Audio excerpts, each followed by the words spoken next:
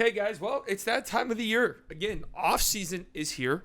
And if you have been a Mavs fan for any extended period of time, you've been on Mavs Twitter, you go on the Mavs subreddit, wherever you may go, remember you may get your Mavs news. You know how delusional this time period can get. And you know me, I'm King Delusion. I'm all for it. Have I already convinced myself Zach LaVine's coming? Yes. I think he's coming to the Dallas Mavericks, all right? But even I think the delusion has maybe gone a little overboard, right? So much so that I never thought I would have to do something like this.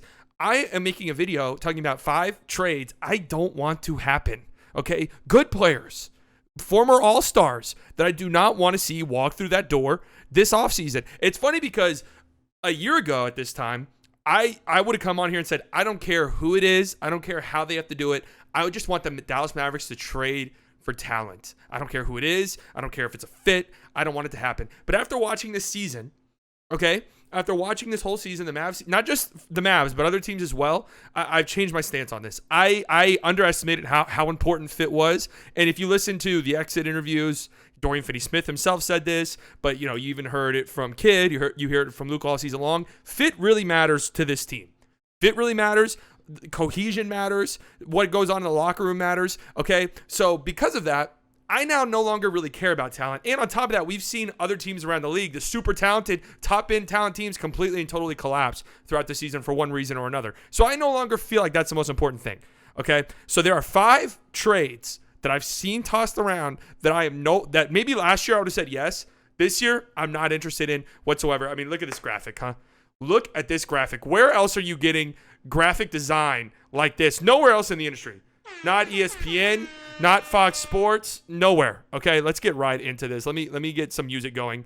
Okay, and let me get my Google Docs up. You guys know I love my Google Docs. Let's start with the player who, this is the reason why I'm doing this whole thing. It's Christian Wood. I do not want Christian Wood on the Dallas Mavericks. I tweeted something out and got some shit for it, that I would rather have Dwight Powell starting in the starting lineup next year than trade for Christian Wood. And people lost their minds because people didn't process the fact that I said trade for Christian Wood. Okay, Christian Wood, a good player, borderline all-star player, right? He does what he does pretty well, right? But understand, and Mavs fans are starting to do this thing again, where we think that we can just get players for nothing. In order to get Christian Wood, you would have to give up something of value, and I do not think Christian Wood moves the needle enough for the Mavs to actually give up value. Okay, remember how much we hated Kristaps Porzingis? I mean, we hated the guy. We wanted him off the team badly and celebrated the day he was traded for, at the time, was not a great return. Spencer Dinwiddie and Davis Bertans obviously ended up working out for the Mavs. What do you think Christian Wood's bringing to the table? He's a center who shoots. His offensive skill set is nice, don't get me wrong. But defensively, what do you think you're getting? What do you think you're getting? You're either getting one of two things. You're getting a player who is not good defensively at all, or 2, you're getting a player who just does not try defensively. And I don't want either of those things on the team. And in fact, there's been issues have followed Christian Wood wherever he has gone. Okay, I'm not in the locker rooms. I can't say whether or not a guy is good or bad in a locker room. But the reality is, everywhere Christian Wood has been, there have been issues. I just do not want guys like that on the team currently. I really don't, especially if it's a decent talent. If it's a really good talent, maybe I could look past it, right? But in Christian Wood's case, I don't know. And again, the reason why I'm against it is because I don't want to give up anything of value for Christian Wood. I don't think it'd be worth it. But see, the reason why people get mad at me is because Mavs fans, again, they're doing this thing where we just think we can get players for free. How do y'all feel about doing a sign and trade, Tim Hardaway Jr. and a second-round pick for Christian Wood? You see what I mean? Like, yes, obviously, would I do that trade? Yes. But why, in the name of God, would the Houston Rockets say yes to that? Terrible trade offer. I love going on the Mavs subreddit, by the way, during the offseason because it's just a gold mine of stuff like this. But I'm out on Christian Wood. I don't really think that he contributes much to winning basketball. And until we see that, I don't know if I'm willing to give up anything of value for him. Okay, the next one, I can't even believe I have to put this person on this list, but I have actually seen some mock trades recently. It's Russell Westbrook.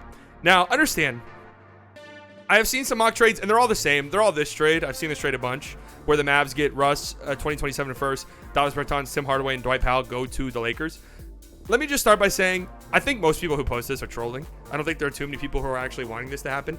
But there was actually a time where I would have maybe been down for this. I would have maybe been down for maybe punting a season, right? Because having Russell Westbrook, be a core piece of your rotation, making $50 million a year, you're not going to be that. You're not going to be a championship contending team. That's just a reality. But I would have maybe been okay with this because it opens up some flexibility for you in the future, getting rid of Tim's contract and Bertans' contract, right? Dwight's expiring, so whatever. And also getting a 2027 first, which would be nice because the Lakers are probably going to be trash around that time. Who knows? Who knows? That's 5 years in the future. Who knows? NBA time, that's a century. But, I would have done this. But I cannot in good faith watch one of Luka's years of his prime go to waste because we traded for Russell Westbrook, knowing how horrible he was with the Lakers. If this was after the Wizards season, where I feel like Russell Westbrook, I think he's a little overhated at this point. I think people sleep on how good he was for the Wizards, especially in the back half of that season. He was legitimately good. But after what we saw in LA, no thank you. I can't in good faith let a Luka season go to waste because we thought it would be a good idea to trade for Russell Westbrook. All right, the next one. Come on, guys. Really? Julius Randle. You guys really want Julius Randle that badly? I mean, you go on the Dallas Mavericks subreddit at least once a day, maybe once every other day, there is a Julius Randle. We need to trade for Julius Randle. We should trade for Julius Randle post. And I understand it. He's a Dallas kid, right? He seems to enjoy playing here. He was at one of our postseason games, just sitting and watching in Dallas. I don't remember which one. It wasn't against the Jazz. I can't remember what series it was. But, the Mavs played 3, right, conference finalists, Final Four. That's who the Mavs were. So I can't remember which series it was. It was one of the 3. But really, we want Julius Randle? Why? Sometimes I just think Mavs fans hear a player's name and they're like, yeah, that's cool. Let's do it. Let's just trade for him. I don't know. Like they just get so excited by the idea of trade. It's just like, yeah, let's trade for him. Why do we want Julius Randle on the team? I don't understand it.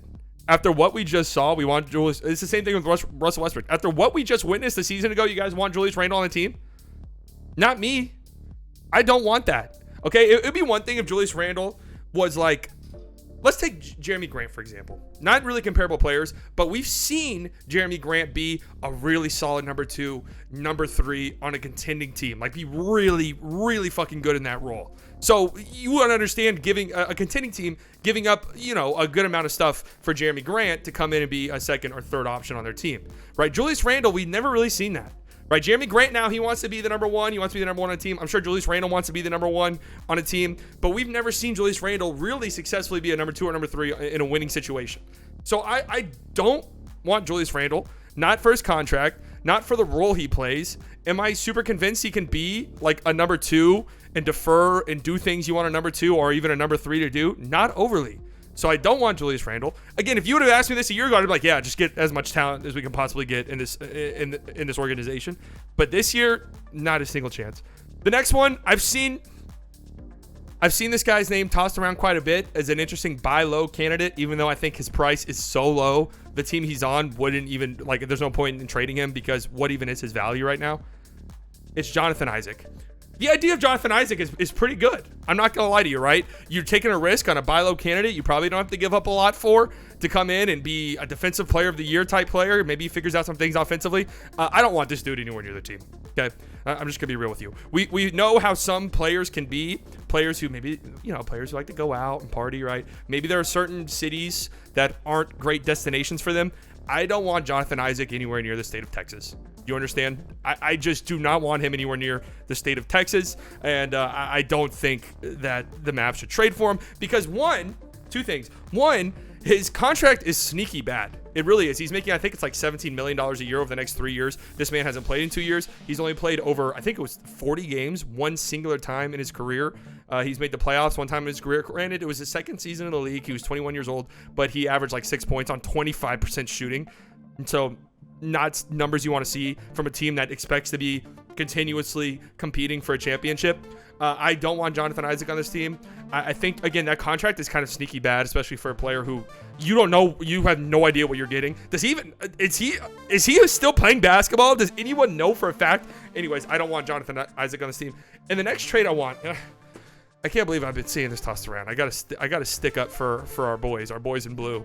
That is the Dallas Mavericks social media team. I've seen a lot of people recently, especially today, very upset at the Mavs Twitter team. They want a new team. They want the current team completely, fired, canned, kicked to the curb. They want a new team in here. I can't believe that. I can't stand for that. People are upset at this tweet right here. You can see the ratio. It is absolutely insane. 80 retweets, 1,900 quote tweets and counting.